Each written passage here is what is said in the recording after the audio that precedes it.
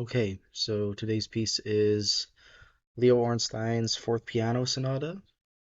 We also, in this piano series, have listened to Ornstein's Eighth Piano Sonata, which was written much later, like at the end of his life. Whereas this and the other early sonatas are like, I'm assuming 1920s. The score doesn't have an exact year on it, but yeah, Ornstein was this virtuosic pianist whose career kind of exploded at the turn of the century. He was really like a young prodigy, you know. So he kind of peaked by before he was even 20 years old. Um, and he composed a number of piano sonatas. He was famous for inventing uh, like or pioneering the use of tone clusters on piano.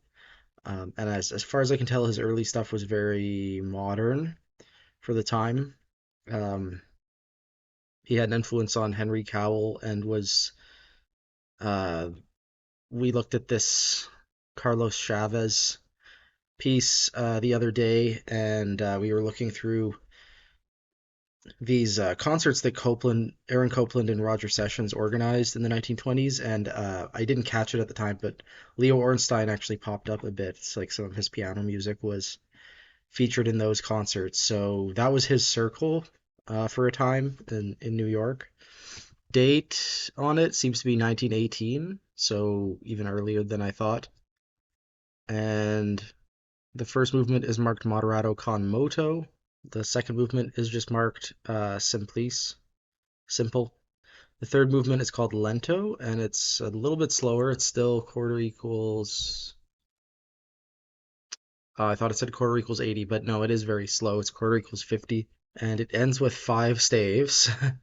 Okay. Then the fourth movement is just called marked vivo, and it's very fast, and it sticks to two or three staves for the most part. Never mind, it gets even bigger. Um, yeah, so it's just a four movement piece. It looks pretty standard in terms of form. It looks very difficult to play, and it's got all kinds of crazy multi-staff things which remind me of Scriabin. This publisher I've never heard of before, Poon Press. Um, but they published the Eighth Piano Sonata as well. That was the edition we were looking at way back when.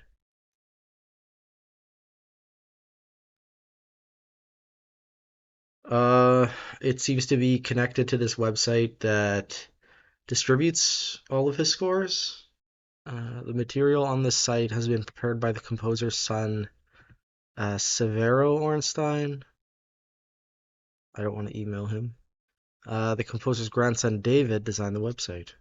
So you got audio, you got recordings of nearly all of his piano music, and his cello sonatas and other string music like his string quartets, and you even have recordings of his piano concerti. Wow. Okay. So yeah, we got MP3s of everything you could want, and then a discography so you can purchase recordings, um, and then of course all the scores and a complete list of works, which is kind of interesting. They don't have the scores for three of the solo piano works, and they don't have the score for one of the four-hand piano works. Some chamber scores are missing. They only have four of his orchestra pieces. The piano concerto, which is split up into three movements for some reason, and his prelude tragique. They have the score for that as well. So if I wanted to, I could get really into this and do a much larger Leo Ornstein series, but I think I'm just gonna stop here. Link to a recording is in the video description. It's about a 20-minute listen today. I'll let you know what I think after this brief transition. Feel free to leave the video now to listen or listen after you've heard my thoughts, however you like to go about these. Okay, nice. So I forgot to shout out the pianist in this recording, Janice Weber. Yeah, really phenomenal performance. It's clearly a very challenging piece, which was probably meant for Leo Ornstein to play. Like, there's probably something about the composer's own performance practice and touch that suits this style of music really well. Like, there's some sort of integration there. Um, I liked it a lot more than the Eighth Piano Sonata. I think the Eighth Piano Sonata was sort of didn't really have a wealth of ideas, whereas this, all of the melodies are really they have really good hooks. They're catchy. There's a real emphasis on melody in this sort of high romantic style. Um, some of the movements seem kind of like filler, like the second movement especially. But the fourth movement is actually really good, and it's like a nice showcase of the composer's inventiveness when it comes to different like figurations on the piano and different like ways around the instrument. And it's kind of like a rondo form thing with a really catchy ritornello theme. And it has this nice modal flavor to it.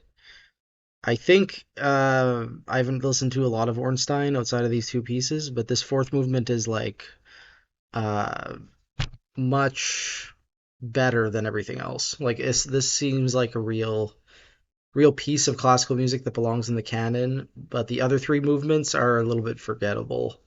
Everything, of course, is in his music is a bit derivative. I think he's really indebted to Debussy.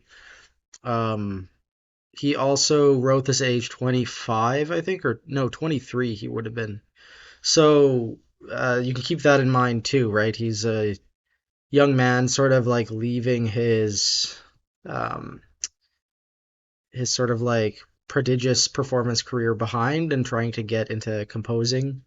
And he's trying to write something serious here. I think he excels more at um, small character pieces. I don't know if he's as great with the sonata form, um, but yeah, very inventive and clearly attractive to pianists. So a welcome challenge, a very pianistic piece.